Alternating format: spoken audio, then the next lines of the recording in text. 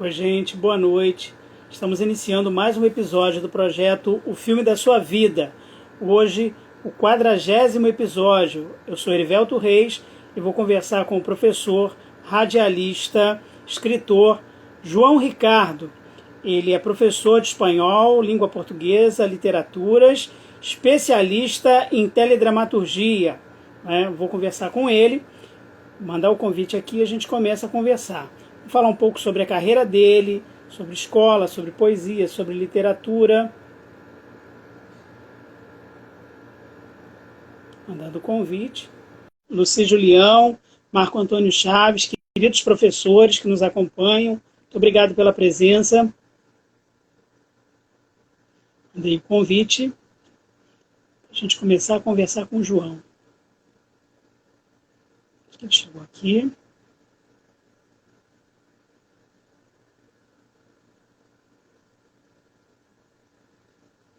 Camila, boa noite. Beijo para Belinha.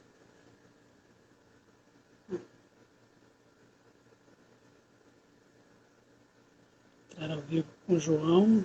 Realmente, Luci, João é muito especial.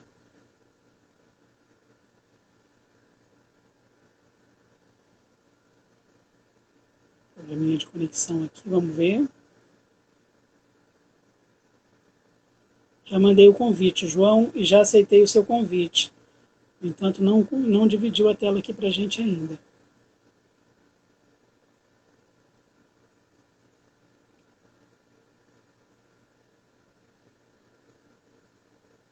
Estar ao vivo com o João. Muito obrigado, Luci.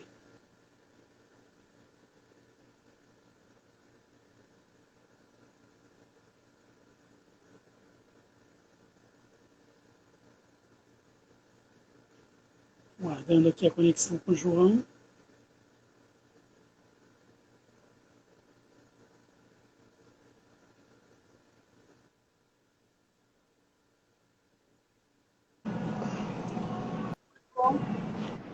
Olá, tudo bem? Boa noite, meu querido. Boa noite, seja bem-vindo. Uma alegria falar com você. Matando a saudade um pouquinho, né, da convivência que a gente teve. João não posso dizer que foi meu aluno, foi meu parceiro em sala de aula, um querido companheiro de trabalho, um amigo. E hoje estou tendo a oportunidade, o privilégio, o prazer de falar com o João. João, hoje, antes de passar a palavra para você nas considerações iniciais, como tradicionalmente eu tenho feito, eu queria saber de você uma coisa, rapidinho, tá? É bem rapidinho. Claro. Você dá aula para uma turma de número 72? Pois é, Erivelto. Tem um recado de uma mãe aqui, dizendo o seguinte, né? Que é para eu dizer para você que ela assiste, aspas, assiste todas as suas maravilhosas aulas. A professora Janice se identificou como mãe de uma aluna da 72, está mandando um recado cheio de carinho aqui, dizendo que assiste as suas maravilhosas aulas. Recado dado. Seja bem-vindo. Eu acredito. Olha, isso para um professor é o céu, né? Antes de mais nada, boa noite a todos, né? Aos grandes amigos que estão acompanhando a gente agora. Eu estou vendo aqui todo mundo entrando. O Paulo, né? Acabou de entrar aqui, o meu querido amigo de geografia. A Janice, né? Como mãe de uma aluna, me cumprimentando tão especialmente, né? Ressaltando a qualidade do meu trabalho. A gente faz com tanto carinho, né? Elabora uma aula com tanta riqueza de detalhes, com tanta vontade de que seja o melhor possível. E a filha dela, minha aluna, comentou que ela será uma... Eu não sei se ela já fez a entrevista ou se ainda fará uma entrevista com você. Já participou. Já participou? Já participou, Linda, pois é. A participação dela. Nós ficamos num papo sinestésico, que você não faz ideia, né? Porque você, essa figura acadêmica extraordinária, então foi a ponte perfeita, né? Para que nós exaltássemos a literatura, né? O magistério. Ela tem, a Janice é professora, né? Então, muito obrigado a essa mãe que reconhece aqui o meu trabalho agora. Eu fico muito, muito, muito feliz mesmo. Ela é uma excelente aluna, né? Não é à toa a filha é uma excelente aluna. Bom, João, mais uma vez agradecendo a você. Você escolheu falar sobre o filme Forrest Gump, né? Que tem aqui no Brasil o subtítulo de O Contador de Histórias. Qualquer pessoa que conhece você um pouquinho só, sabe que você é um maravilhoso contador de histórias, né?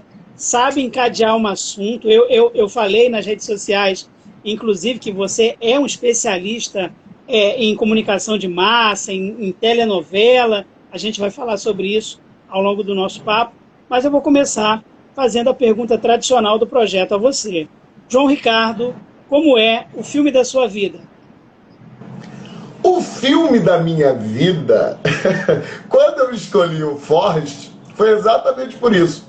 O filme da minha vida é sentar, ouvir histórias e contar histórias, né? Em razão de perseguir sempre a simplicidade das coisas do cotidiano. E a gente depois é que se dá conta, né? Quando mais velho, para e reflete. Eu sempre gostei muito de conversar com pessoas, né, de mais idade, pessoas com mais experiência, desde pequenininho, né, desde o colégio. Eu sempre ficava na sala da coordenação, na sala da direção. Havia um acolhimento muito grande em relação a mim, porque primeiro que eles me achavam engraçado. Eu não sei por qual razão as pessoas me acham engraçado. Eu não sei exatamente o que eu teria para provocar riso nas pessoas. Pois é, eu não sei. Eu sei que as pessoas, por alguma razão, acham. E desde pequeno. E gostavam que eu ficasse por perto para fazê-las rir. E para trazer algum tipo de alegria. Eu gostava dessa troca, né? Eu gostava desse divertimento que havia ali. Então, com isso, eu observava e ouvia muito mais do que vivia. Assim como ler, né? A gente lê muito mais do que vive e adquire experiência, desenvolve a experiência conforme o mergulho profundo e subjetivo da obra. Para o caso do diálogo do dia a dia, a obra é a interação, a interlocução. De modo que o meu texto ia se aprimorando e novas pessoas eram persuadidas para essa simples alegria de conviver, de trocar, de bater papo, né, de transmitir a simplicidade do dia a dia na qual eu acredito, que é o diálogo. Eu sou um fã do diálogo e sem nenhum tipo de restrição à complexidade deles. Eu não implico com o complexo, eu tento me desdobrar para entendê-lo. Por isso hoje, com uma teledramaturgia, já que eu vou falar também de novelas em alguma medida, eu implico com essas narrativas fast food, né, que eu chamo assim, porque as coisas estão muito rápidas. Eu sei que na atualidade é mais comercial que assim seja, mas eu não sou muito de narrativas tão rápidas assim, não. Eu não chamo nem de ágeis, porque dinâmica numa narrativa, uma narrativa ágil é uma coisa, rápida demais, não dando valor aos detalhes, é outra coisa. Daí porque a abordagem nas telenovelas do Manuel Carlos me fascina um tanto. É o cafezinho, é o cheiro da chuva, é o papo na varanda numa noite cálida de verão, né? É a contemplação. Isso tudo me fascina, mexe muito comigo. E é disso que eu gosto, né? A Lucy está dizendo aqui que o meu vocabulário simples também é algo que... Simples, entre aspas. Mas, olha, mas no magistério, esse vocabulário, ele serve para causar, num primeiro momento, um certo susto, especialmente das idades mais tenras, né? E depois eu entro com a minha função de professor de linguagens, que é o quê? Enriquecer culturalmente, né? E linguisticamente esses alunos, né? Quer dizer, aprimorar a linguagem deles, possibilitando que esse vocabulário se amplie, né? Que eles conheçam, né, novas abordagens. Mas eu sempre digo isso a Lucy, sempre sou fiel às traduções simultâneas. Então, à medida em que falo, traduzo para que todos acompanhem, até porque o objetivo é esse, né? Que eles acompanhem, se desenvolvam e, sobretudo, gostem, né, dessa aula, enfim, do que eu estiver falando e propondo ali naquele momento para eles, sem dúvida nenhuma. Além Então, do o filme fato... da minha vida é isso, Miguel. O filme da minha vida é ouvir, falar.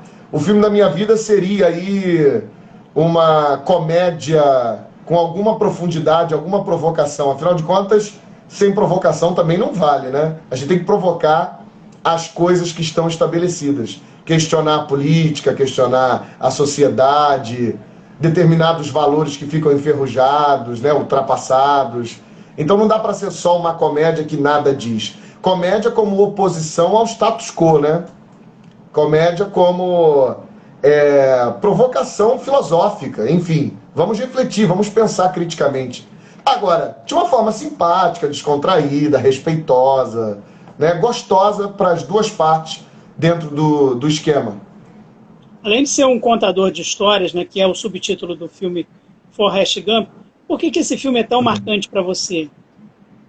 Esse filme é tão marcante para mim pelo seguinte: eu sou dos anos 90. Quando eu digo isso em sala de aula, os alunos ficam brincando comigo, morrem de rir, porque falam: não, você tem alma de velho, uma alma muito engraçada, mas você é muito jovem, né? Você não pode dar falar. o diploma para eles já sacaram tudo. Sabia que você ia falar isso. Pois é, eu tenho de fato uma alma, né, que conviveu, quem sabe, né, com Camões, alguma coisa assim. Eu acho que já entrou em contato por meio de sonho, alguma experiência, né, fora do corpo. eu já devo ter estado lá, de algum jeito. Mas, e talvez por isso goste tanto. Mas o Forrest Gump é uma marca dos anos 90. Uma década, perdão, em que nós temos uma série de críticas muito pesadas em relação aos materiais culturais que surgiram durante os anos 90, posto que os 80 foram muito revolucionários, importantes, né? Dos anos 60 até os anos 80, no contexto brasileiro, então, né, político, nós tínhamos uma música que militava, né? A cultura tinha um aspecto contestatório muito forte. E os anos 90 já entraram numa certa maré mansa, apesar de alguns percalços, mas havia uma certa maré mansa em relação ao contexto político. E as pessoas ficaram um pouco acomodadas, queriam mais se distrair, queriam mais o prazer. O Forrest Gump é um material, me parece, né, um filme para eu exaltar como uma narrativa que provoca, que faz a gente se sensibilizar diante do simples, né, numa sociedade de mercado em que a gente vive tão desenfreadamente buscando coisas e tentando conquistar um espaço, até por uma questão de subsistência. E o Forrest, ele é o cara que ele segue, ele corre sem um objetivo maior, a não ser o de correr, né? Ele sente a vontade de correr e corre. Ele sente a vontade de ajudar e ajuda. Ele, até por uma limitação psicológica, né? Ele não consegue perceber ao redor dele o que está acontecendo propriamente. Daí porque também ele ignora, por inocência, por ingenuidade. E essa ingenuidade, obviamente, o purifica diante de um mundo tão controverso, tão difícil. Ele, inclusive, participa de vários momentos marcantes, né, da história do mundo ao longo do filme. E, no fim, é uma exaltação da simplicidade, a começar pela metáfora da pena na abertura. A pena que abre e encerra a narrativa, né? Ou seja, o Forrest é como a pena. Ele flutua ao prazer dos ventos, né? À vontade dos ventos. Ele está entregue. Então, ele segue como uma pena leve, simples e bela, né? E o vento depois sopra e ele é levado de novo a continuar a caminhada dele né, contando histórias sobre as experiências que viveu. E inocentemente, ele purifica até as maldades que fizeram contra ele. Porque esse olhar da simplicidade, ele limpa, né, as dificuldades que a gente encontra no caminho, próprias até da natureza humana, né, que é gananciosa, perversa muitas vezes, e maltrata os mais ingênuos. Mas ele não deixou de ser ingênuo. Ele não se petrificou, ele não cristalizou a maldade do mundo dentro de si. Ele permaneceu imune aos golpes que levou da vida, mantendo ininterruptamente ao longo da narrativa essa ingenuidade e simplicidade da metáfora da pena. O Forrest, sobretudo, é um sobrevivente, né, dentro de um contexto desfavorável. Tinha tudo para dar errado. E ele só deu certo, porque ele nunca nem percebeu. Ele só era ele mesmo. Ele só vivia aquilo que tinha vontade. Né? E outra coisa, vivia do sentimento, né? Da sensação, da pulsão humana. Né? Ele era muito humano, porque nunca se desconectou das sensações mais genuínas, né? Que vêm da infância. Porque a gente na infância é ensinado a se colocar em sociedade percebendo as situações em que você tem que ser diplomático, né, e se reservar para não gerar conflito, enfim, para não se expor demais. E o Forrest é tudo que talvez o mundo, ou pelo menos alguns, né, no mundo, ou muitos no mundo, gostariam de ser, né? Viver livremente, tentando, buscando, correndo atrás, às vezes, de alguma coisa que a gente não sabe, mas pelo menos que fosse leve, que fosse sincera, né? Que fosse livre de qualquer amarra de sistema. E o Forrest, para mim, é isso. Falei alguma bobagem, Erivelto? Não, eu tô vendo, professor. Eu tô vendo brinde. Aqui, Sol Melo entrou, está dizendo que ama teledramaturgia, a gente vai falar mais daqui a pouquinho sobre esse tema. Professor Lúcio Coelho, sim, dando boa noite pra gente. Abraço, querida. Sueli entrou aqui também, acompanhando a gente. Todas as pessoas que entraram, que estão nos acompanhando, quero agradecer. Mas eu dizia, eu estou ouvindo você falar e estão me vindo assim os nomes na minha cabeça. Zora Ionara, Haroldo de Andrade, Paulo Lopes, Paulo do país. Você está muito ligado ao rádio, né?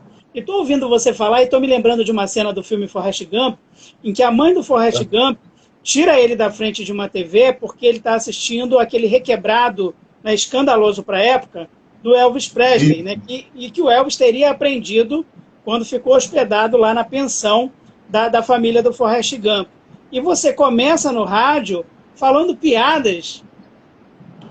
Como é que você ingressa no rádio? E são piadas leves que você está contando no rádio, né? Conta essa história. Rapaz, olha só. Eu começo no rádio da seguinte maneira. O meu pai era um exímio contador de piadas, né? O Ricardo. Inclusive eu carrego o nome dele, meu saudoso pai. E o meu pai, no contexto dos anos 90, o hoje desembargador Ciro Darlan, né? À época, né, estava ainda tratando desses assuntos, né, que protegem as crianças e os adolescentes, mas ainda não havia consolidado tão bem isso, de modo que meu pai não tomou conhecimento e me levou para uma rádio pirata, porque eu vi, imagina, meu pai, né, e eu queria fazer aquele sucesso no bairro, né, eu cresci em Campo Grande. Não, então eu queria... A história só melhora, porque é contando piada, mas é numa rádio pirata. E... tá. A história só melhora. Só vai ficando cada vez melhor, né? E eu queria fazer sucesso, e o meu pai queria apresentar o filho dele piadista, igual a ele, o Ricardinho, né? E aí, o que ele fazia? Me dava de presente... Pasme, nos anos 90 as pessoas ainda davam de presente para uma criança livros do Costinha, do Ari Toledo. E eu li esses livros sem censura nenhuma. Ninguém tapava o texto, ninguém adaptava o texto, não, me davam mesmo. E eu, lógico, né? Mas aí, como um Forrest, eu passava absolutamente blindado né, por entre esses textos e não me afetava em rigorosamente nada. Porém, muito inocente, eu internalizava essas piadas, estudava o tom, o timing também, né, das piadas e treinava aquilo com ele, porque eu também fazia o teste. Eu contava em casa e tinha que dar certo. Então a minha avó tinha de rir, os meus tios, que moravam, né, junto com a minha avó, em frente, o vizinho do lado, que eles gostavam de mim, um casal ao lado, e a minha mãe tinha que se escandalizar. Se minha mãe não se escandalizasse, a piada não era boa. Então, quando minha mãe se escandalizava e todo mundo gostava, aí eu sabia que a piada era boa. Mas isso aos 6, 7, isso foi até os 8 anos de idade. Olha que barbaridade. Aí me levaram para... Quando isso começou a fazer sucesso no bairro, me levaram para a rádio, me convidaram para uma rádio pirata. Aí, as rádios piratas, elas estouraram nos anos 90. Houve um boom de rádio pirata. Porque por causa da possibilidade tecnológica da época, ficou mais acessível montar um estúdio de rádio, né? Ainda que com todas as dificuldades, né? A Lucy está falando, um laboratório, é verdade. Montar uma rádio pirata. Eu fui para uma bem pertinho da minha casa. Deu muito certo, porque eu me lembro bem dessa cena, os 2 âncoras chorando de rir com aquele molequinho tão pequeno. Me chamavam de Macaulay Culkin, né, por causa do Esqueceram de Mim. Eles queriam traçar um paralelo entre uma criança conhecida, muito engraçada, e um pestinha, né, bem a brasileira, num subbairro de Campo Grande. E aí traçaram isso aí, esse cenário que você está vendo. Dessa rádio, me indicaram para outras. E eu comecei a ser um quadro fixo. Na primeira, eu entrava todo domingo de manhã, depois da missa. Então, eu ia à missa, né, só piora. Espiar os meus pecados. Depois da missa. Eu ia tentar a salvação na igreja. E depois eu ia contar piada do Costinha na rádio. Mas a missa já estava marcada no domingo seguinte, para ver se eu me limpava de novo daquela contaminação do Costinha, né? E isso começou a fazer sucesso. A minha mãe não gostou nem um pouco dessa história, porque, imagina, né? Imagina o vocabulário dessas piadas. Os vizinhos adoravam, isso era um sucesso no bairro. Você não faz ideia.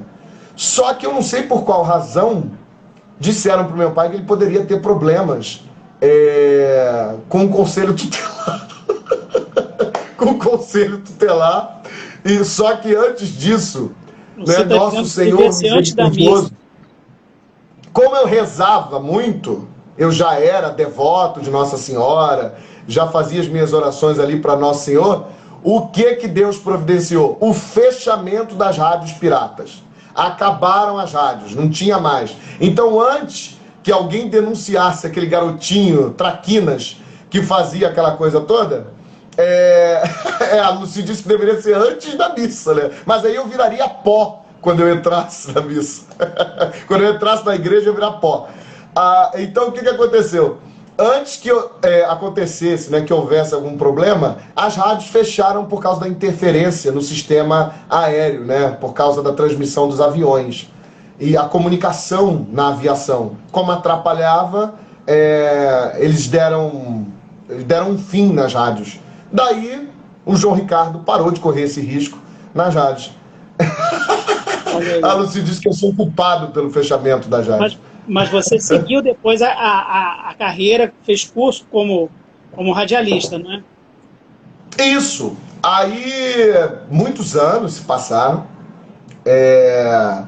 Eu fui pro pré-vestibular, enfim, ingressei no ensino médio, né? Ingresso no ensino médio, depois começo, né, aquele ritmo frenético e desgastante do vestibular. Sonhava com carreiras muito diferentes, como também é muito comum nessa idade, aos 17 anos, a gente atira para todos os lados muitas vezes, né? É uma fase muito difusa. E eu pensava em uma série de coisas, mas o magistério sempre esteve na minha lista de prioridades. Eu sabia que em algum momento eu ingressaria, né, na carreira de professor. Mas tentaria outras coisas paralelas, né? Tentaria outras carreiras paralelas ou, né, paralelas e ao mesmo tempo complementares, né? Porque eu acabei não ficando em nada muito distante. Todas se complementam. E paro no pré-vestibular, porque passo para a faculdade. Primeiro eu passo para filosofia na Rural, aí não vou, né? Tranco, quer dizer, faço a matrícula, tranco. E depois eu cursei geografia. Mas antes da geografia na Rural, eu fui para a escola de rádio do Rui Jobim, que é a antiga voz de O Globo no Ar. E ele também é, até hoje, a voz da Sul América Paradiso. Ele fundou a escola de rádio no Catete, né? Eu estudei ali na Pedro Américo, no Catete. Aliás, mando um abraço para o Rui, né? Se ele estiver assistindo, ou se for assistir depois, ou se alguém disser a ele. Rui é uma grande figura que faz, né, o jovem até hoje se interessar pelo rádio, entender a importância do rádio, a independência do rádio, o alcance que ele tem, por isso mesmo é tão importante, né? E hoje migrou, sobreviveu tão bem, o rádio envelheceu bem, porque está nas plataformas, né? Está no Spotify, está aí nos podcasts, né? O rádio é rádio, está no YouTube, né? Mesmo que com aquela transmissão multimodal, mas ele está no YouTube. E é rádio, ali é radiodifusão, sem dúvida nenhuma, e a estrutura de comunicação, o discurso é radiofônico, sem dúvida nenhuma. Fui aluno do Edson Mauro, Heraldo Leite, né? Tive alguns workshops com o Tino Júnior, né? Que o Tino Júnior é ex-aluno da escola de rádio. Depois ele vai para Portugal. Os portugueses, me parece que você tem uma paixão especial pelos portugueses, não é, Ervel? E os portugueses gostam muito do rádio feito por brasileiros. É curioso isso, né? Os portugueses gostam muito da locução brasileira. E o Tino fez muito sucesso lá. Depois ele volta e vai para a Beat 98. Enfim, aí ingresso na escola de rádio. Depois comandamos, né, eu, Patrícia Lima, Paulo Martin, que à época fez o filme do Calbi Peixoto. A Patrícia Lima, que é jornalista, hoje está no rádio. Né? A Keire Costa, que é diretora de teatro, né, atriz também, bailarina. Nós todos comandamos o Papo Carioca. Chegamos a entrevistar, né, num dado momento, cobrimos o aniversário de 70 anos da Rogéria, a saudosa Rogéria. Né? Fomos convidados, ela nos deu entrevistas. Eu entrevistei a última musa de Salvador Dalí, Ieda Brown, direto da Espanha. Né? Ela esteve lá no auge dos seus 80 e tantos anos. Ainda está conosco. Ieda Brown está por aí abrilhantando os palcos. É uma vedete muito prestigiada na Espanha. Aqui no Brasil ela é pouco conhecida, mas existe uma fatia de intelectuais, um núcleo de intelectuais que valorizam muito a importância dela em razão desse contato, né, profundo e constante que ela teve nas últimas fases, né, quer dizer, na última fase de vida do excêntrico Dalí, né, o expoente do surrealismo. Aliás, a Ieda Brown é uma figura surrealista também, né, sem dúvida nenhuma. E ela nos deu uma entrevista no Papo Carioca. Então eu tive algumas experiências muitíssimo felizes durante a fase em que passei, né, a fase que eu tive a grata oportunidade de comandar um programa junto com os meus pares, jornalistas, cantores. Eles também tinham isso, né? Áreas semelhantes que contribuíam para o trabalho no rádio. Né? Professores que hoje estão aí na TV, permanecem no rádio. Enfim, tivemos a oportunidade de entregar o prêmio Escola de Rádio, só que no dia ele estava apresentando o jornal da Band. Mas ele agradece, né? Ele entra, envia um comunicado ao vivo durante a cerimônia, agradecendo o prêmio Escola de Rádio, o saudosíssimo Ricardo Boechat.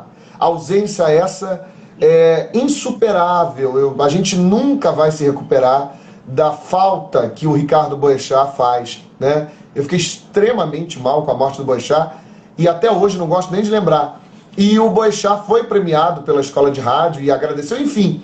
Olha a quantidade de contatos, né, de experiências que eu pude ter e me desenvolver como ser humano, como profissional, como comunicador ao longo desse período na Escola de Rádio, aprendendo a técnica e aprimorando as minhas possibilidades na comunicação. E ser professor nada mais é do que fazer a comunicação na ampla ideia que ela resume, né, que ela traz em si todos os dias. Todo professor é, essencialmente, um artista e um comunicador, sem dúvida nenhuma. Professor vive de persuasão e do subjetivo, né? O professor trabalha com o subjetivo e com a capacidade de atrair a atenção, de envolver o aluno, de fazê-lo, por meio desse envolvimento, produzir pensamento, criticidade. Então, eu não saí da comunicação. Eu estou na comunicação, mas em favor da educação brasileira. É isso. Já ganhou meu voto. Já estou aqui. Vai começar. Estava demorando, hein? Estava demorando. Eu estou aqui ouvindo você falar e acompanhando, né, as pessoas comentando, coraçõezinhos subindo na tela. Mas você também, nessa época da adolescência, você buscou outras formas de comunicação, porque você foi para a escola de rádio, mas também chegou a fazer teatro, não é isso? Isso, foi antes. O teatro, por quê? Porque no próprio bairro, algumas pessoas envolvidas com arte me convidavam. Então, como eu já disse, as pessoas acham em mim alguma excentricidade, ou seja lá o que for, né? Dê o adjetivo que quiser. Eu disse alguma. Uau, você está plurificando a coisa, Então, por alguma razão, elas me chamavam, né? As pessoas passavam por mim. Eu me lembro muito disso. Como eu fui privilegiado. E hoje, agora que eu cheguei aos 30, né? Fiz 30 já. Eu começo a refletir sobre alguns privilégios afetivos.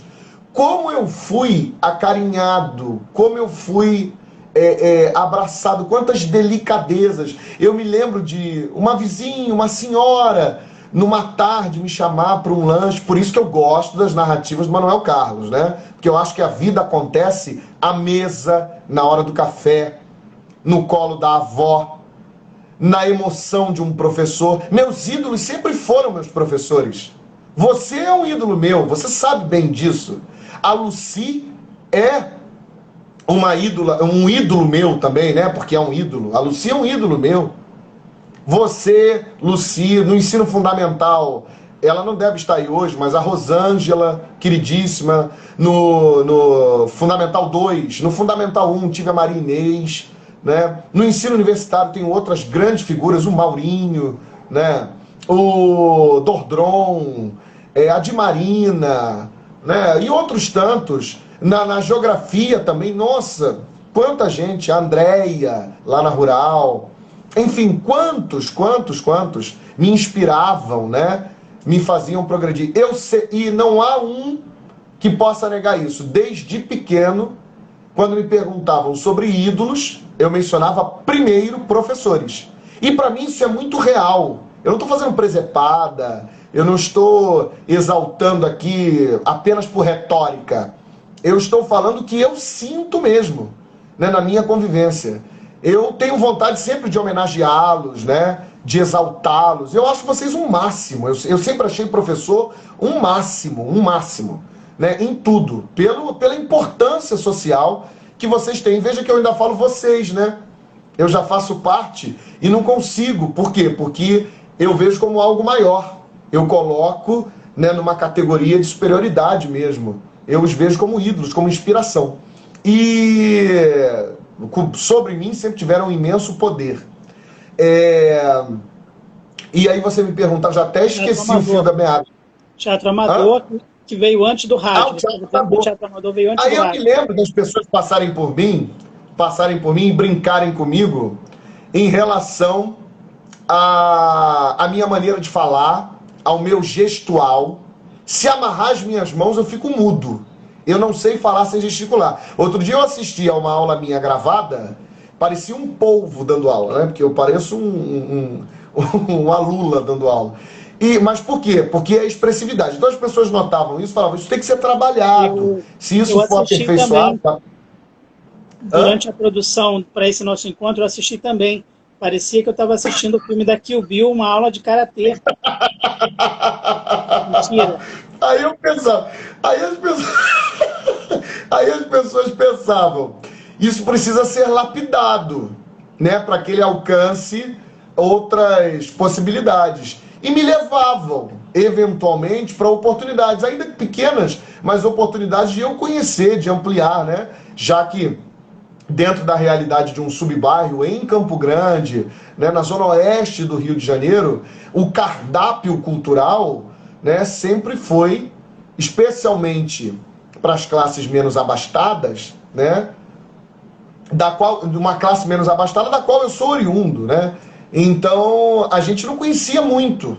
Talvez daí tenha vindo essa minha percepção mais sensível da importância da telenovela como uma ferramenta para o contato com o texto, para a população, para a grande massa, né? Mas a gente vai chegar lá. E aí me convidaram para participar de um grupo chamado Jack Nart, comandado pela poeta e escritora Valdete Soares.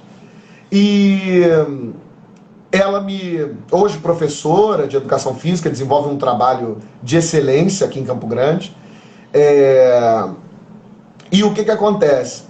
A Valdete me levou para o grupo dela e eu cheguei, assim, na metade da elaboração de um espetáculo. Ela falou, olha, eu quero muito encaixá-lo em algum momento do espetáculo, ou em muitos momentos. Mas eu já estou com o texto todo pronto, eu não sei o que fazer. O que você sugere? Eu falei assim, me coloca como mestre de cerimônia, sei lá, eu posso interagir com os atores, eu posso anunciar, eu posso provocar a plateia, eu posso entrar de alguma maneira e articular em meio às cenas, às trocas, né, de cenário e tudo mais.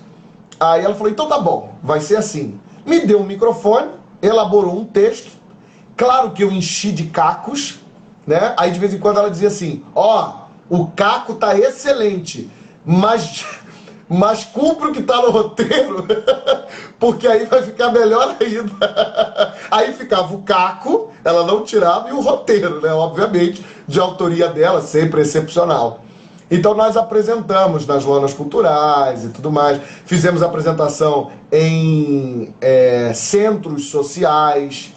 Então foi muito bacana. Ali foi a primeira vez, aos 14, 15 anos, que eu comandei diante de uma plateia. Eu acho que a plateia mínima que nós já tivemos naqueles espetáculos foi de umas 400 pessoas, e nós já chegamos a 800 pessoas, algo assim. Eu não me lembro exatamente, mas era uma galera boa, assim, considerável, né? E ali eu já comecei. Aí tomei um gosto definitivo, o que ensejou que lá na frente, alguns poucos anos depois, eu me dispusesse, né, a fazer escola de rádio.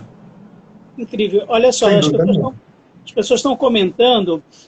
Raíris diz o seguinte, João para presidente... Raíris, meu amor!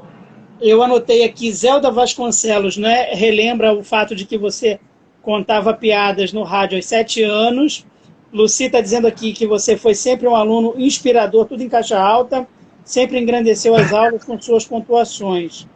Então, as pessoas estão comentando, coraçõezinhos subindo na tela, vários alunos seus e alunas, né, dizendo, oi, professor, boa noite, professor, mandando abraço para vocês. Oi, meus queridos. Oi, meus queridos, vocês me motivam diariamente. Eu sempre fico pensando o que eu posso falar de bonito, de belo para vocês, de que maneira eu posso motivá-los, inspirá-los. E vocês sabem, né, o quanto isso de fato não é retórica. Isso é diário, é semanal. O quanto eu penso em vocês e o quanto eu tento levantá-los para que a criatividade, o talento de cada um fique em primeiro plano, né? O trabalho da gente aparece por meio de vocês. Então, quando eu os vejo aqui, para mim é motivo de imensa satisfação, de uma felicidade, de uma alegria. Eu fico, né, incontido. É muito bom para mim vê-los aqui falando essas delicadezas para mim. Isso me realiza imensamente, imensamente. Muitas, Que bom, muitas graças a Deus. Muitas manifestações. Muito obrigado a todos eles. Eu não estou vendo, eu não estou agradecendo imediatamente, porque eu não estou vendo aqui todos esses comentários. Mas à medida em que você for expondo, aí eu agradeço pontualmente a esses grupos de amigos, de alunos. Muito obrigado. Por exemplo, eu vi agora que um querido amigo, o Jairo, um expoente da geografia na educação da zona oeste, norte do Rio de Janeiro, acabou de entrar. Um abraço para o meu amigo Jairo, né? Zelda, a minha mãe está se derretendo aí na live. Mamãe é suspeita. E lembrou mãe, essa história de 7 aninhos de idade. Beijo, mamãe. Vai, diga. Agora, eu estou perguntando da Zelda, porque eu cheguei a ler, não circulou em grande volume talvez, mas você teria dado uma entrevista em que todas as respostas você deu com a letra Z. Como foi essa história? Tudo que te perguntaram... Olha só. Sabe por que ele está falando isso, gente? A Lucy sabe disso e chora de rir. Aliás, um dos prazeres dessa vida é colocar os meus professores, meus ídolos, para chorar de rir. Eu já fiz isso com você, já fiz isso com a Lucy. A Lucy já chorou de rir, tadinho. Eu já interrompi tantas aulas da Lucy e ela começava a rir, não conseguia retomar. E olha que a Lucy é uma pessoa, né, de uma elegância polida, extraordinária. Então, ela não sai dali em hipótese alguma. Mas eu conseguia esses feitos.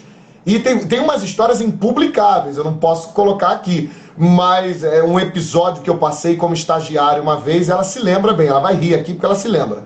Ela riu um tempo, eram 2 tempos de aula. Ela riu um tempo e depois ela conseguiu dar mais um tempo de aula. O que acontece? Essa história do Z, né, de que ele fala agora, Lucy, você, de que ele fala agora, já acabei, lembra, Lucy, já acabei. Essa história de que ele fala agora, sobre o Z, é porque lá em casa, a minha mãe se chama Zizelda, as minhas tias são Zizele, Zilene, né? Aí tem outros tantos com a letra Z. É uma infinidade, né? O meu avô teve 11 filhos. 11 filhos, né? Num tempo em que isso era também bastante comum. E todos com a letra Z. Mas no final, ele inovou. Ele colocou Maria das Neves. Então, ele arrematou de uma maneira extremamente criativa. Z. Ele quis colonizar o mundo com a letra Z. Ele achava que... Ele cumpriu aquele mandamento, né? De crescer e procriar. Então ele cresceu, resolveu procriar e deixar a marca dele, né? Com a letra Z. E aí deixou. É muito Z, né? Eu já comecei assim, então não havia chance de eu não descambar para a comunicação, né? Para a literatura, para a subjetividade, para o universo lírico, né? Ou seja, de fora para dentro, né? Não como um poema concreto, que é o superficial, o espaço, que é o lado de fora. O meu é o lado de dentro mesmo. Não, e eu estou pensando, você está falando de ludicidade, você conhece um lugar chamado Lucilândia? Conheço bem, né? É uma das monarquias mais bem estabelecidas na história do mundo, né? Em pé de igualdade com a Casa de Windsor, né? Os britânicos. E, aliás, razão pela qual sempre viveram em guerra, disputando esse protagonismo no cenário mundial. Lucilândia é um reino imenso, né? Que dominou o Rio da Prata, né, em tempos de outrora, e até hoje, discretamente, comanda aquela região, né? Inclusive lá tem uma moeda específica, são os presuniques, e quem comanda é a monarca, a matriarca Lucy, né? São todos, inclusive eles todos têm aposto designativo no nome, então... Roberto II, né, Julião III, eles todos têm isso. E ela está aí, não me deixa mentir, né? Tem que ver, é um barato, Erivelton. Vai criando a fantasia, vai criando as histórias. É isso, a gente vai embora, né?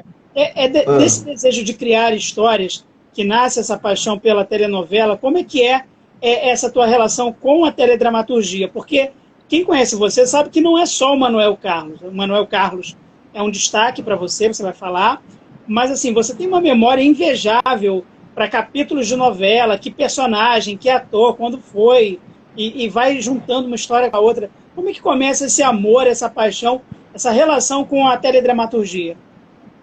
No colo da minha avó, a dona Luísa. Eu era muito apaixonado pela minha avó. Quem é que não é apaixonado pela avó, né? Mas eu era muito, muito, muito apaixonado pela minha avó. E é uma figura que eu sempre exaltei, né, na minha vida. E na minha poesia sempre, de alguma maneira, está ali a minha avó, que conviveu muito comigo, porque a minha casa, né, de infância foi construída nos fundos da casa da minha avó. Então eu vivia... A minha avó parecia... A minha avó era aquela figura, né, que representava a estética típica de anos idos, né, de décadas idas aí, da avó, né? Ela resumia aquela dona Benta, né, a avó da embalagem de bolo, a avó com cheiro de café e bolo de milho. Ela era essa avó, né? Ainda que não fosse, né, nenhuma cozinheira extraordinária, não, ela realmente tinha essa limitação, ela admitia. Por um acaso ela não veio muito com esse talento, mas fazia uma cocada maravilhosa, né, um café primoroso e um doce de leite, que até hoje eu estou tentando descobrir a receita, que infelizmente foi embora com ela e a gente está aí numa luta para achar essa bendita receita do doce de leite. Mas a minha avó era uma pessoa de uma ternura, de uma capacidade de envolver as pessoas pelo afeto, que eu nunca vi coisa igual. A minha avó ficava no portão distribuindo afeto. Ela era amada, as pessoas vinham do trabalho, desciam dos ônibus e paravam para trocar uma rápida ideia, receber um carinho. Ela passava a mão na cabeça, rezava as pessoas, orava as pessoas, tocava, falava alguma delicadeza, fazia alguma piada. Ela ficava ali no portão sempre interagindo dessa forma delicada e quente, né, aquecida, que era muito própria dela. E eu cresci vendo isso, né, e recebendo aqueles recados cheios de valores, né. Quando eu tinha ciúme dela, por exemplo, porque alguma criança se aproximava e se agarrava na barra da saia dela, eu achava que ela era propriedade minha, né, imagina, minha avó. Aí ela dizia, não... mas você precisa deixar. Era uma voz doce. Mas você precisa deixar, né? Aí empregava alguma abstração cristã, né? E dizia, porque as crianças são puras, eles são tão puros e gostam tanto de mim quanto você. Então divida o meu amor com eles, porque aí isso se multiplica e depois sobra mais para você. Né? Então seja esperto, deixa eles ajudarem a multiplicar, que você vai ter sempre mais. Então eu me lembro assim de gracinhas que ela falava e coisas tocantes que ela colocava. E sentado sempre no mesmo horário, né, deitado no colo dela, depois de um banho e tal, assistindo a novela, esperando todo mundo voltar para casa, eu fui me apaixonando. Eu fui gostando da estética da TV, do diálogo, das expressões. Isso sempre me fascinou. E o curioso é porque não há dentro da linguagem uma definição para isso. Por isso que, eventualmente, eu busco na psicologia, na bioquímica, né, do cérebro, para tentar entender como esses fascínios são despertados. Porque eu não sabia exatamente por que isso acontecia. Né? Uma predisposição mesmo, uma predileção. E eu ficava fascinado com as interpretações, e eu pensava como foi que o autor pensou, por exemplo, no Sítio do Pica-Pau Amarelo, como foi que Monteiro Lobato chegou até ali, eu criança, imagina, sem nenhum repertório, como foi que ele chegou até ali, né, para desenvolver aquelas personagens, criar aquela costura narrativa complexa, né, De onde ele tira todas aquelas coisas e como selecionar aqueles atores, aquelas músicas que casam tão perfeitamente com as personagens, né? Nas novelas, Monteiro Lobato para o caso de uma série, né, infanto-juvenil, mas no caso das novelas, as novelas das 6, então a linguagem me chamava a atenção, a interação nas novelas das 6 dos senhores com os seus escravos, né? A crueldade humana também retratada ali, né? E o papel educativo que a novela também tinha, que despertava em mim a curiosidade. E o cerne, né, do saber é a curiosidade. Então eu tomava nota, eu guardava, sempre guardei notas de supermercado, quer dizer, sempre guardei, eu me refiro àquela época, né, claro. Então eu guardava aquelas notinhas de supermercado, que ninguém usa para nada, guarda, enfim, por vício, depois jogar fora, eu utilizava para ficar tomando nota de vocabulário. Eu sempre me interessei muito. E o vocabulário mais elaborado aparecia nas novelas. Eu falava, opa, essa palavra eu não conheço. Aí eu anotava na nota de supermercado e depois consultava o dicionário e ficava repetindo aquela palavra o tempo todo para empregar no meu vocabulário. Eu fazia isso sozinho. E eu buscava nas novelas, nos diálogos, na interação das personagens, né?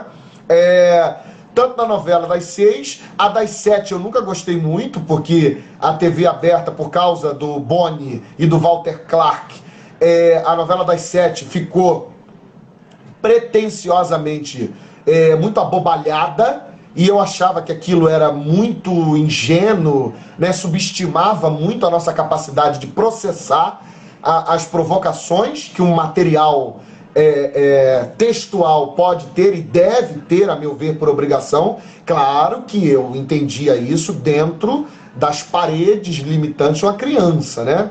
De um raciocínio próprio de uma criança, de um adolescente. Depois é que isso foi se sofisticando. Mas já me despertava muito esse interesse. Então eu anotava, eu tomava nota de novela, né? E a curiosidade de querer saber. Então eu queria saber também, eu queria a entrevista do autor, porque eu sempre, desde criança, tentei descobrir a biblioteca do autor. Então eu quero saber o que ele leu, o que leu Monteiro, o que leu o Manuel Carlos. O Manuel Carlos leu Camilo Castelo Branco, que aliás é objeto da minha tese, né, de um artigo meu, né, foi o meu artigo de conclusão, né, que inclusive por muita influência sua, que me embasou brilhantemente, como sempre, né? Você é extraordinário e percebeu sensivelmente essa minha verve e foi lá cirurgicamente e me colocou na direção adequada. E eu descobri isso no Manuel Carlos. Me lembro do dia que você estava dormindo na aula quando eu falei sobre isso. Mentira. Que mentira! Eu nunca dormi na sua aula. Mentira. Os meus alunos estão assistindo, vão se achar no direito de dormir na minha. Mentira. Eu nunca dormi em aula nenhuma. Mentira minha. Eu estou fazendo uma provocação, piada. Mas você tem uma personagem preferida que é Helena, né? Notadamente as Helenas do Manuel Carlos. Fala um pouquinho dessa paixão pelas Helenas. As Helenas. Aliás, hoje, numa aula, eu li um poema do Drummond, da primeira fase, né, do Drummond, em que ele contesta, em certa medida, né, a ideia de que ele deveria, como modernista, manter os padrões consolidados, quer dizer, as ideias, né, que a primeira geração consolidou, a geração de 22. E ele contesta ali dizendo que ele já foi brasileiro, né? Quando eu fui brasileiro, fui moreno, vi nas mulheres poesia, mulheres pelas quais me apaixonei. E ele usa de ironia para dizer, olha, eu já não me sinto mais tão obrigado em ser tão nacionalista assim, né? A ser tão nacionalista assim, a ser tão engajado, né? No sentido de exaltar a estética nacional e também como instrumento de contestação política e tudo mais. E ele queria ainda encontrar poesia, né, nas coisas do dia a dia, do cotidiano. Ele se sentia livre para fazê-lo. E o Manuel Carlos é alguém que é um autor, me parece, único na história da televisão, desde os anos 50 para cá. Manuel Carlos tem um papel fundamental na TV brasileira. Na série Hebe Camargo, nós descobrimos, por exemplo, que Manuel Carlos inventou o sofá de Hebe, né? Aquela ideia, olha isso, parece tão simples, né? Mas colocaram um sofá, finalmente, num palco de TV, para que as pessoas se sentem e, ao se sentirem à vontade, como em casa, comecem a se colocar de maneira descontraída e a falar aquilo que o público quer ouvir. Ou seja, o público quer ouvir aquilo que as pessoas têm de genuíno, de verdadeiro para dizer. E o Manuel Carlos já pensava assim, que é o simples, o cotidiano, o comum, mas, sobretudo, o belo. Dizer o belo. Porque dividir tristeza também, vamos combinar. Quando você me convidou, eu pensei em inúmeros outros filmes, por exemplo, para abrir a nossa conversa, e depois fui para o Forrest. Eu pensei, por exemplo, no Laranja Mecânica, que eu tinha acabado de assistir, para fazer uma crítica, para desenvolver uma crítica, que é aquela distopia, porque eu já tinha vindo de uma leitura crítica do 1984, do Orwell, e depois fui parar no Laranja Mecânica, que também foi best-seller e tem o filme, né? Então, quer dizer, é baseado num livro homônimo. E eu falei assim, mas vou falar de distopia, a vida já anda tão difícil, né? A sociedade já está tão complicada, isso globalmente, né? Ainda mais num contexto de pandemia, eu vou falar de tristeza. Quem quer ver... Quer dizer, de tristeza no sentido da agonia que uma distopia provoca na gente, né? Claro, nós precisamos dessas reflexões para entender a estrutura sob a qual, né, estamos.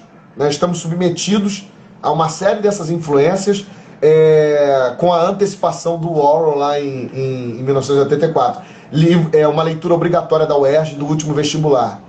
Então, uma coisa foi levando a outra. Mas, por fim, eu chego ao Forrest, que eu achei mais leve. E o Manuel Carlos sempre pensou isso. Ele é muito criticado, principalmente por quem detesta a TV, ou seja, quem não suporta a comunicação multimodal, né, que a TV oferece, que é a linguagem visual, o verbo, né, mas também o profundo do subjetivo que reside na interpretação dos atores, né? E nós temos grandes, Lília Cabral, que sempre esteve, nunca pegou uma Helena. O Manuel Carlos sempre disse que ela daria mais show como uma antagonista, por exemplo, né? Que ela foi em Viver a Vida, né? Se eu não me engano, em Viver a Vida. E em outras novelas dele também. Nós temos a Regina Duarte, né? Que também fez muito bem as duas Helenas a que se propôs. Eu gosto mais da Helena de Por Amor, né?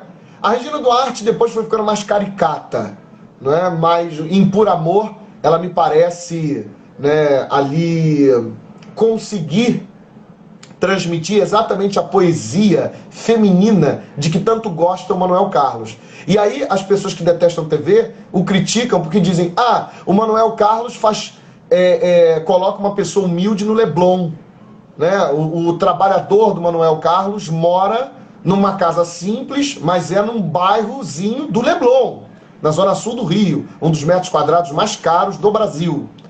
Mas ele faz assim, e ele já falou a respeito disso, ele faz dessa maneira, primeiro porque ele disse que a referência estética que ele tem é dali, desde que ele veio de São Paulo. Então ele vive ali, e como ele é acusado de ser realista, naturalista, né? E ele diz que não o é.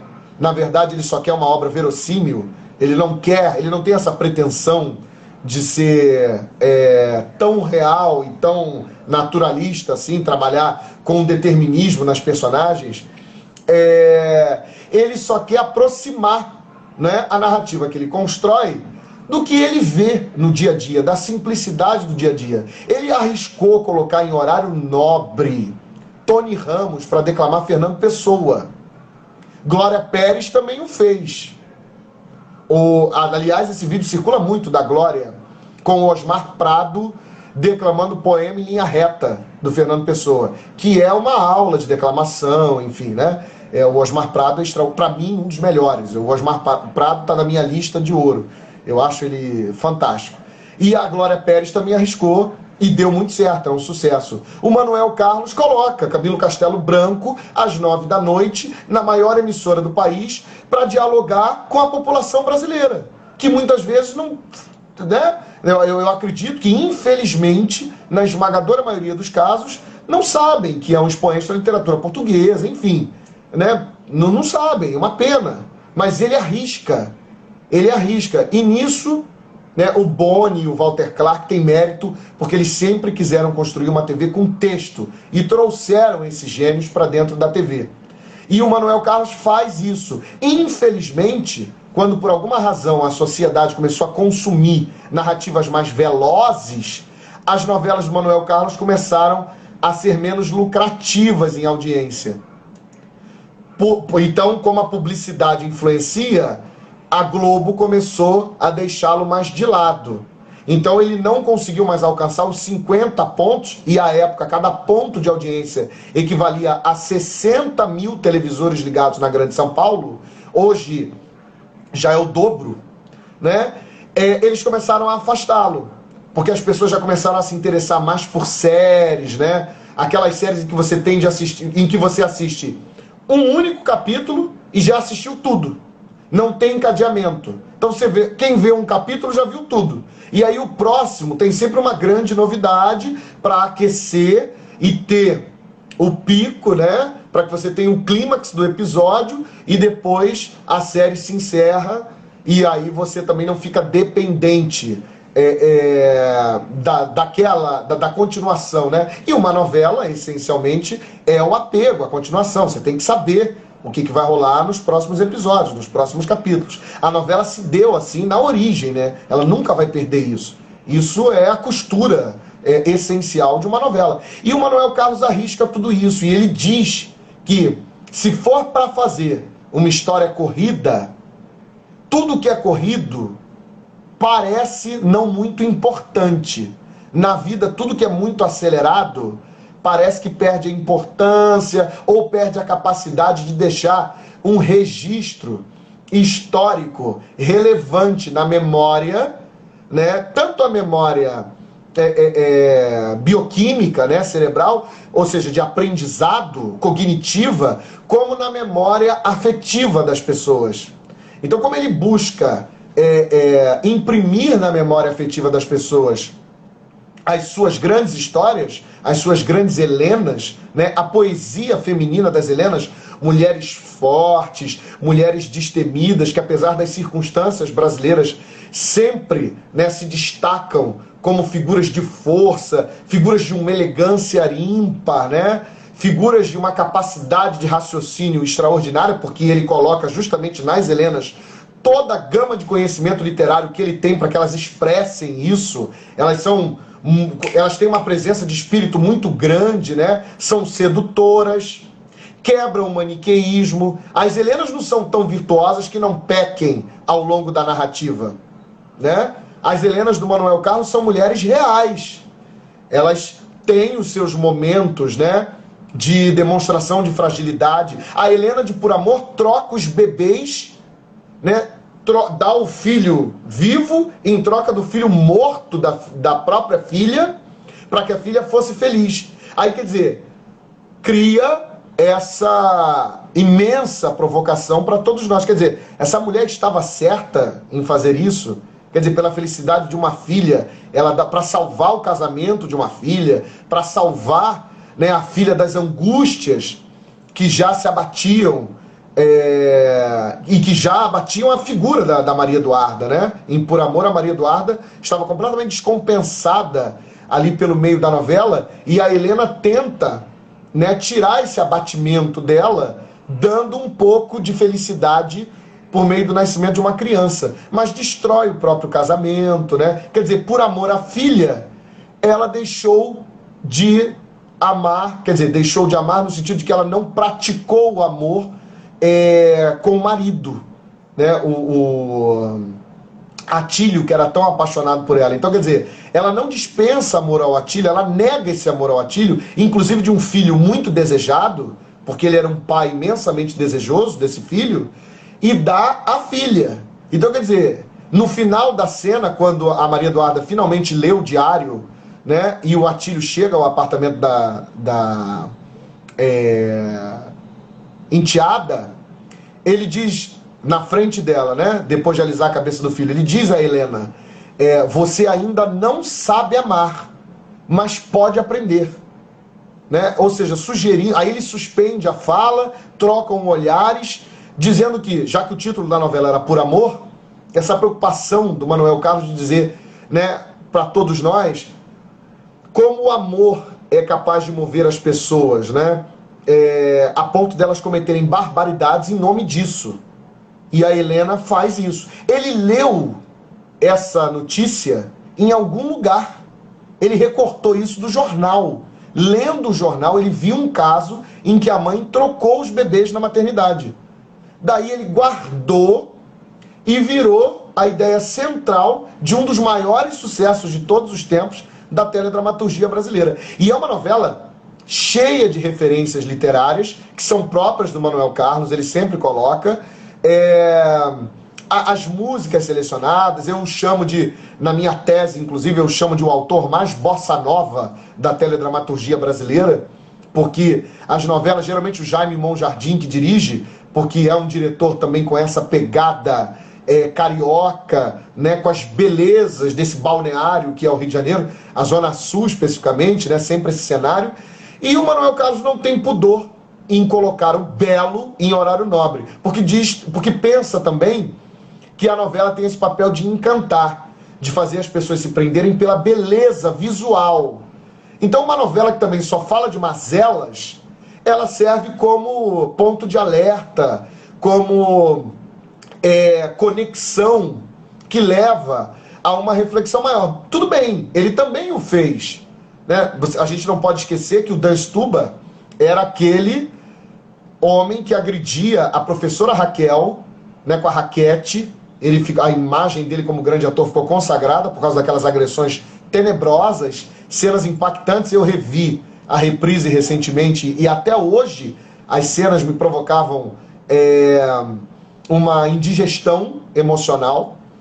E eu confesso a você uma outra coisa, mesmo como professor, como alguém que lida com a literatura, que lida com conhecimento, que ama cinema, ama as artes, e entra em contato com isso o tempo todo com um olhar crítico, eu não consigo me distanciar a ponto de não ter as sensações que o autor e o diretor quis provocar em mim como espectador.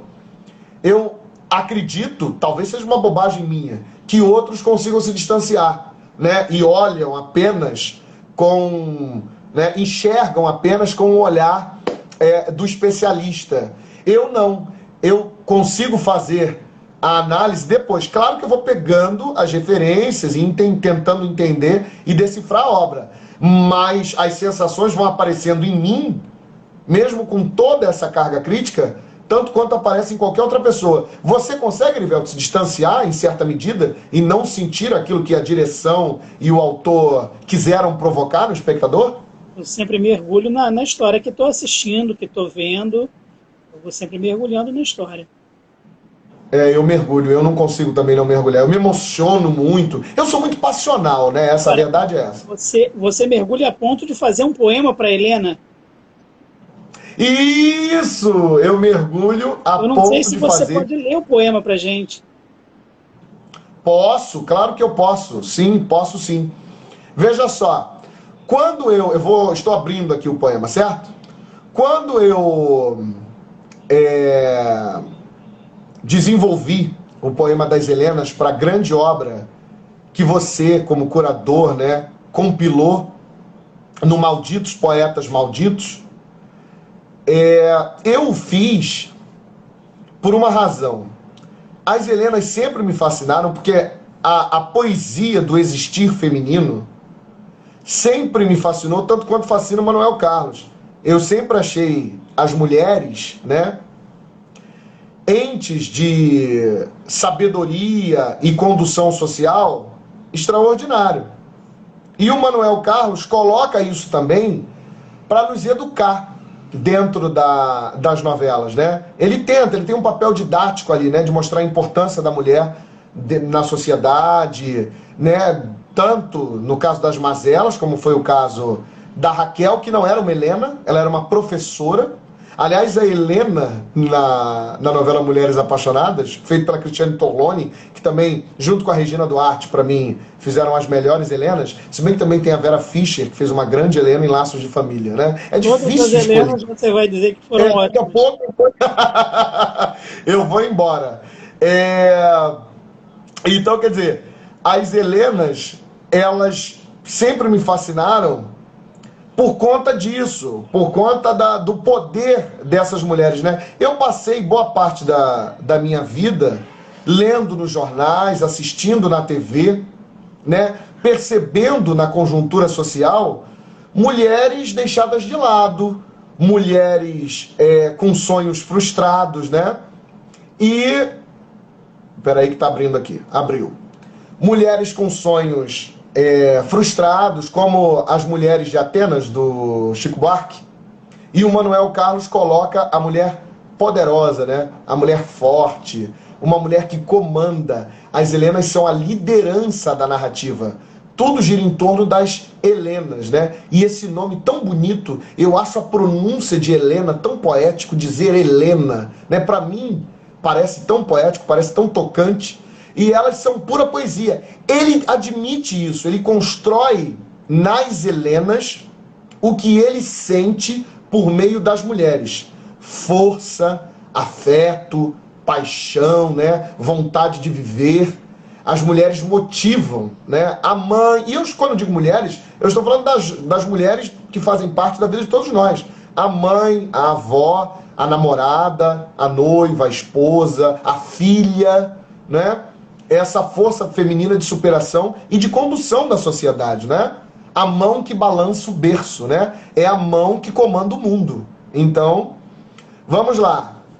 Por Amor às Helenas, de Manuel Carlos, está no livro Malditos Poetas Malditos, um e-book que está disponível para baixar gratuitamente, né? Se você puser no Google Malditos Poetas Malditos, professor doutor Erivelto Reis, vai abrir lá o blog do Erivelto, né, com muitos outros textos para apreciação e até para o estudo acadêmico, e está lá para você baixar gratuitamente o e-book Malditos Poetas Malditos.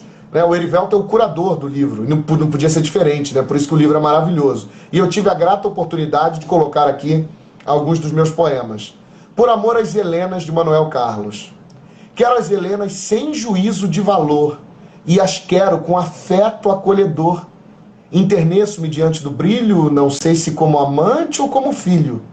Nem sequer Freud explicaria este Édipo perdido, com espírito ferido, julgado à revelia. Não serve quiromancia, seja no passado ou no futuro. Helenas são jogo duro. Ainda que quebrem as taças, sabem apreciar o licor. Helenas são um brinde indelével ao amor. Que beleza, João. Maravilha. Bom, eu me lembro quando você disse esse poema em aula, na verdade, era também uma das características que você tinha enquanto aluno, sempre produzir algo além do estudo, ou seja, além da pesquisa, você sempre buscava se expressar artisticamente, né? A gente acompanhando toda a tua trajetória, tudo que você está relatando, a gente vê esse desejo de se expressar artisticamente, não só de comunicar, mas de comover, de sensibilizar, de aproximar. São características pessoais particulares que você desenvolve muito bem, né? É uma pessoa muito afetuosa. A gente está chegando ao final dessa nossa conversa. Já acabou? Está chegando ao final. Mas não dá para fazer 2 ou 3 lives? Pois é, a Lucy falou que tinha que ser vários episódios, e a Mônica Lima, aliás, um beijo para a Mônica Lima, nossa querida amiga, disse que tinha que ser temporadas. Pois é, a gente está chegando ao final, e eu quero te perguntar o seguinte, né? Primeiro agradecer a você, né? Antes de abrir espaço para suas considerações finais, agradecer muito a você, aproveitar as pessoas que estão acompanhando aqui a tua participação, agradecer essas pessoas, convidar todo mundo para na próxima segunda-feira acompanharem, né, 41º episódio. Eu vou conversar com um poeta popular, J.J. Germano, um mestre da poesia popular, um grande declamador, um grande artista. Vai falar um pouco da história da sua carreira, seus poemas, vai falar do filme O Alto da Compadecida. Então, segunda-feira próxima, JJ Germano vai estar conversando aqui comigo. Agora, antes de encerrar, eu queria que você falasse o seguinte: alguém já te chamou de Quixote? Quem foi? Como foi? O que foi? Aê, vou poder falar! A Lucy me batizava de tudo na faculdade. Durante a graduação, ela resolveu, logo no primeiro dia, nós tivemos uma interação muito curiosa, porque a Lucy também gesticula muito para falar, né? A Lucy me dava aula de literatura hispânica. E aí, literatura espanhola. Aí ela entrou na sala e me diziam assim, pelos corredores: você precisa ter aula com a professora Lucy. Você é o aluno de que ela precisa. Você é um filhote de Lucy. E todo mundo me dizia isso. Eu não sabia quem era esse ente de razão chamado Lucy. E ficava aquela curiosidade, né? Quem será essa lendária Lucy? Até que um dia entra a Lucy, né? Elegante, como sempre, uma monarca, né? A Lucy é uma monarca, né? Aí entra a Lucy e eu começo, né? Todo acelerado, começo a falar e me colocar, porque já gostei dela. Aí ela fala: ih, esse aí fala com a mão, ó. Esse aí fala pelos gestos. Aí diz assim: tem cara de avovozado. Aí já me chamou de avovozado. Aí eu falei: esse garoto é avovozado, mas é dos bons. Aí começamos, né, a dialogar. Até que um dia, muito tempo depois, a gente desenvolveu uma relação acadêmica muito forte. A Lucy é uma figura inspiradora, uma intelectual primorosa. A Lucy me presenteou com esta edição de Dom Quixote, de Cervantes, né? É uma edição especial, densa, né? Em espanhol, com notas de rodapé, todo um trabalho de pesquisa, observações maravilhosas em relação à obra e à narrativa, evidentemente. Então, observações históricas e também relacionadas à estrutura da narrativa. E sobre o Cervantes e sobre a língua espanhola. E na dedicatória, que marcou a minha vida, se um dia eu precisar de grana, eu vou leiloar esse livro, que deve valer uma nota, né? Porque veio da biblioteca da Lucy, a Lucy é milionária. Então, olha só. Meu querido João Ricardo, desejo que essa leitura te inspire a fazer dos seus sonhos realidade. E como diz a canção, que você possa sonhar os sonhos impossíveis. E mais, que tudo possa vencer o inimigo invencível, que é a razão. Lutar será sempre uma grande vitória. Lute com carinho. Da amiga e fã, o meu grande ídolo na universidade, da amiga e fã, Lucy Julião. O vocativo é João Quixote. Ela me deu o prazer de sair da graduação sendo adjetivado como Quixote. Detalhe, é a personagem de que ela mais gosta. Ela ia para as aulas com a camisa do Quixote.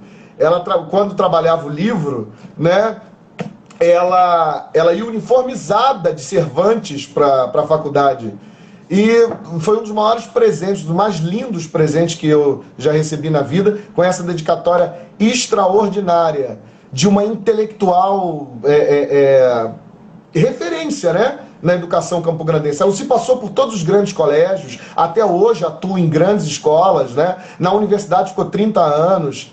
Enfim, que felicidade hoje ter os meus professores, Erivelto, um doutor impecável em literatura portuguesa, um professor pesquisador de excelência, reconhecido por isso, né? Hoje professor da UFRJ, ele é cria, né, de Campo Grande, de um núcleo universitário campograndense, e depois vai alçando seus voos na instituição pública e de qualidade. A Lucy, né, igualmente. Aqui eu estou vendo agora, apareceu para mim o Flávio dizendo que a Lucy é um doce, né, e é verdade. Então, quer dizer, eu me senti tão abraçado por vocês, e vê-los hoje me consideraram um amigo. Eu que sempre pensei que, né, no bojo da intelectualidade de vocês, eu fosse chegar só na pontinha. E graças a um milagre do destino, né, uma bênção de Deus, de nosso Senhor, vocês me acolheram de uma forma extraordinária. Olha, não, isso realmente... Vamos usar um clichê, já que eu sou tão acusado, né, de sofisticar demais o vocabulário, né? Se bem que agora eu tenho licença poética, como professor de língua portuguesa e literatura. Nunca antes na história de minha vida eu pude tanto usar o meu vocabulário, que sempre foi assim desde que eu nasci. Mas vocês viram, né, lá atrás como é que foi a tomada de notas, eu contei aqui. Mas agora, para não ser então mais acusado de um erudito incurável, né, o Rodrigo Gomes, meu outro extraordinário amigo, um professor impressionante, né, em atuação nas salas de aula de toda a região, da Zona Oeste, ele que também é diretor de uma escola pública. O Rodrigo é outro primor, né, na literatura, na gramática, é fascinante. Eu fui estagiário do Rodrigo e hoje amigo e colega de trabalho. Então, as duas coisas, né, no pessoal amigo e no dia a dia, essa dinâmica, né, de troca entre colegas da mesma área. E ele também me permitiu ser amigo dele, me acolheu generosamente. Ele está aqui na live, então um abraço fraterno, extremamente afetuoso para ele. Então me ver hoje, né, sendo trazido, né, por vocês, sendo pensado por vocês para dentro de uma história de atuação, né, de desenvolvimento de conhecimento, é extraordinário para mim. É extraordinário para mim. Eu me sinto assim como alguém que conseguiu cumprir uma das etapas da missão acadêmica, da missão de pesquisa. Lógico, né? Eu tenho infinitas outras, mas uma delas, concluir uma graduação saindo amigo dos meus ídolos, dos meus professores, os quais eu sempre idolatrei ao longo de uma trajetória, de uma jornada. Vocês são fantásticos. Muito obrigado, Erivelto. Muito obrigado, Luci. Muito obrigado, Rodrigo. Muito obrigado, Marilene. Muito obrigado, Raíris, meu amor. Minha mãe querida, né? Imagina, minha mãe está aqui. Meus amigos, meus alunos que me motivam todos os dias quando eu levanto cedo, né? Para dar aula para eles. Aula que a gente prepara com tanto empenho, com tanta vontade, né? Que eles se sintam estimulados e envolvidos. Enfim... e aí o clichê que eu prometi e não falei, que eu disse que eu sou acusado de sofisticar demais, em relação à questão do presente, né? De ganhar esse presente da vida, né? As pessoas sempre dizem isso, e vocês são isso, um presente da minha vida. Eu ganhei isso dos céus, né? Ao Rubinho e a Sol, que teceram comentários aqui de uma delicadeza, de uma consideração também extraordinária. Então, ao Rubinho, querido, e a Sol, o Rubinho também domina as artes do humor, e ao João Gabriel, que também é um querido, né? O João Gabriel é criança ainda, né? Um menino inteligente, elaborado, né? Um ávido leitor também. A gente está sempre trocando conhecimentos. Então, um beijo, João, um beijo, Marisol, Rubinho. Ao Sérgio, muito obrigado, Sérgio. Muito obrigado, Marilene, né, professora de biologia, que tanto me inspirou nos estágios obrigatórios, né? Marilene, que sempre me protegeu como um filho, né? E me acolheu como amigo, professora também do município. Então, Marilene, um forte abraço. Sempre me senti muito protegido por ela, muito orientado. Vocês são demais. Sem vocês, a gente não... Eu digo a gente porque vocês atuam na vida de muitos outros, mas eu não teria conseguido nada. Eu só sou por causa de vocês. Muito obrigado mesmo. Que coisa linda ouvir suas palavras, que coisa bacana revisitar parte da sua história, né? Momentos da sua trajetória de vida, da sua trajetória pessoal e profissional, esse amor todo que as pessoas estão aqui demonstrando, as que estão ainda aqui acompanhando, as que já passaram por aqui, a delicadeza, o carinho nos comentários em relação a você, o seu trabalho, só revelam, né, só enfatizam essa capacidade que você tem ilimitada de amar as pessoas, de respeitar as pessoas, e claro que uma pessoa como você só pode ser benquista, amada, valorizada. Fico muito feliz de reencontrar você nesse momento, né? Apesar do contexto da pandemia, saber que você está bem, que você está avançando na tua carreira, ver manifestação de alunos e pais e mães de alunos falando do teu trabalho, é para a gente motivo de orgulho, porque isso constata alguma coisa que nos bancos da faculdade a gente já via. Essa luz, esse amor pelo magistério, esse comprometimento que você tem, né, e essa beleza de pessoa que você é. Então eu desejo nesse momento, né, aqui publicamente, né, destacar a minha admiração por você, né, os meus votos de que a sua carreira seja sempre brilhante, seja sempre de muito sucesso, tenha muita luz na sua vida. Aproveitar para mandar um beijo, né, para os nossos professores, para a Lucy, para o Flávio, para os nossos colegas professores, para os seus alunos também, dizer para eles que continuem aproveitando o máximo que esse professor maravilhoso tem a oferecer para vocês, porque ele é realmente um encanto. Mandar um beijo para a Raíris, para a Renata Fátima, para sua mãe, para todas as pessoas. Para minha irmã, queridíssima, um beijo para minha irmã, e que fez aniversário esses dias. Mais uma vez, feliz aniversário, maninha. E para Valdete, falei muito a seu respeito mais cedo, hein? Então, tem você na live aí, a Bessa, lá nos primórdios da minha trajetória artística. Muito obrigado. E a Loara, que é um amor e fala um espanhol. Lucy, a Loara fala um espanhol maravilhoso, pura poesia, né? Então, um beijo para a Loara, que é o amor, né? A delicadeza personificada. Um beijo, Lolo, um beijo. Então, um beijo para todas as pessoas que amam você, um beijo para todas as pessoas que nos assistiram até aqui, e assim, desejar tudo de bom na sua carreira e espaço, então, para as suas despedidas. Então, mais uma vez, um beijo especialíssimo, Suelen, né? A Mônica, queridíssima Mônica, que me diverte tanto, Suelen, que me diverte tanto, né? Nós temos um grupo só para postar diversão e todas essas nossas tractanas literárias, né? Apertar lá, eu tenho brincado com isso com o Erivelto, apertar as carrapetas da narrativa lá no grupo, que se chama Lucy of Course, por sinal, que a Lucy é um ícone do espanhol que tem um bordão em inglês. Então eu criei o Lucy of Course, né? Uma ironia do destino. É uma piada pronta que a vida nos trouxe.